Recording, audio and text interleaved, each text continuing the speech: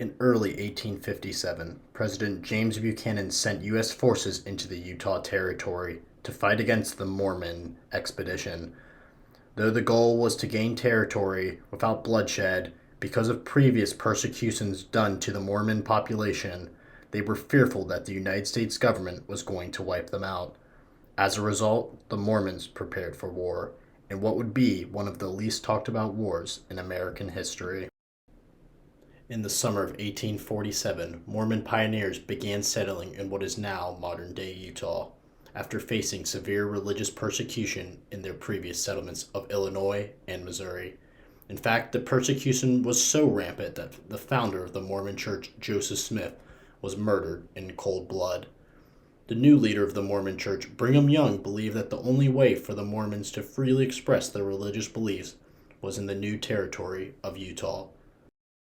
Utah was picked for its isolation, yet due to the United States winning the Mexican-American War and the discovery of gold in California, the Mormon short-founded isolation was quickly ended. Though the new migrants provided excellent trading opportunities for the Mormons, their arrival created minor hostilities around the Utah Territory. Unfortunately for the Mormons, many Americans did not agree with the Mormon doctrine. They thought Joseph Smith was lying about his new book of the Bible. Moreover, about 1/4 of all Mormons practice polygamy, which means having multiple partners in marriage, a practice that was in the Latter-day Saints doctrine until 1890. Despite its popularity amongst Mormons, Americans found the practice grossly immoral. In fact, in 1856, the newly formed Republican Party vowed to end the twin relics of barbarism, slavery and polygamy. Quickly, polygamy was linked with popular sovereignty, as Democrats were accused of supporting the Mormons' marriage practices. Polygamy was so hated amongst the American electorate that former Mormon ally Stephen Douglas had to denounce the Mormons to ensure popular sovereignty remained in place. Another leading cause of the war was the 1850s was in the heat of the slavery question. Wanting to preserve the Union, many Democrats and Republicans used the Mormon as an easy scapegoat to try to shift the focus away from the slavery question. Moreover, the United States was threatened by the theocratic nature of the Utah Territory. As the United States was meant to be a land free from religious persecution, many East Coast politicians became concerned that the Mormons were establishing a theocratic state that could be replicated by other religions in other states. If the Mormons were able to create such a state, what would stop other religions, such as the Jews or other branches of Christianity, from creating their own theocratic states? These fears were only increased when rival Mormon leader James Strange succeeded from the United States and took his followers to Michigan's Beaver Island to proclaim himself as king. Though these threats were way overblown, there was some merit to it. Across the territory, many high-ranking church officials also filled prominent political roles. President Buchanan saw these appointments as obstructing, if not subverting, the operation of legitimate institutions of the United States. Many politicians, such as Buchanan, saw Mormon leader Brigham Young's leadership as illegitimate because he thought that he maintained powers through a military wing of the church called the Denites. Again, this claim was way overblown, as the Denites have never used military tactics to keep members in the Mormon Church. Worse yet, the hostilities only increased with the U.S. government's policies towards territorial appointments. At the time, territorial appointments were chosen by the president, with the Senate then consenting the appointment. This left the Utah population with no ability to pick their own government officials. In a way, it was a form of no taxation without representation. Though some appointments were well done, most notably the Utah Supreme Court, which included one Mormon and two Mormon allies. However, many of the government positions were filled by Americans with extreme prejudices against the Mormon people. This prejudice came from a time of many Americans believing the Mormons shared no patriotism for their country. Though the Mormons never declared disloyalty to the United States, they felt the federal government was responsible for kicking them out of their homes. On the topic of the United States, Brigham Young once said, "I love the government and the Constitution of the United States, but I do not love the damned rascals that administer the government."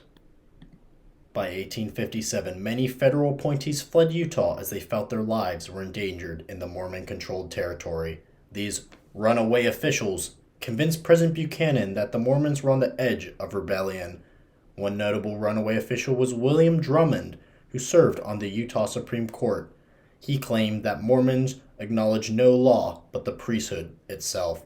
Utah Supreme Court Justice Kenney supported Drummond's claims and begged President Buchanan to fire Brigham Young as governor and send a U.S. garrison to occupy the territory. Soon after hearing these reports, President Buchanan replaced Brigham Young with Alfred Cumming.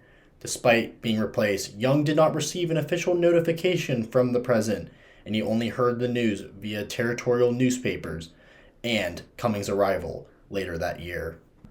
The stage was now set as President Buchanan sent 2,500 U.S. forces into the territory. Though they were told not to attack the Mormons, they were instructed to enforce the territory's laws while simultaneously establishing Cumming as governor. Due to the lack of information, many of the Mormons feared annihilation, and even Young was unsure about the purpose of the U.S. forces. As a result, Mormons throughout the territory fortified their towns and awaited the oncoming conflict. While fortifications were beginning, Young was preparing his people for an all-out evacuation of the territory. Young also attempted to make alliances with local Indian tribes, as he felt their combined forces would be essential to combating the incoming American forces. The Mormons knew they stood no chance of fighting the Americans directly, and as a result, they decided to implement guerrilla warfare. According to Lieutenant General Daniel H. Wells, the leader of the Mormon Nauvoo Legion, the Mormon guerrilla forces were instructed to watch for opportunities to set fire to the grass on their windward, so as if possible to envelop their trains, leave no grass before them that can be burned, keep your men concealed as much as possible, and guard against surprise. Though there were brief military skirmishes between the United States Army and the Mormon forces, there were no official battles of the war. Despite the lack of battles, Brigham Young was extremely paranoid, and on 2 occasions he declared martial law. As the year dragged on, it seemed no battles were occurring in the Utah War.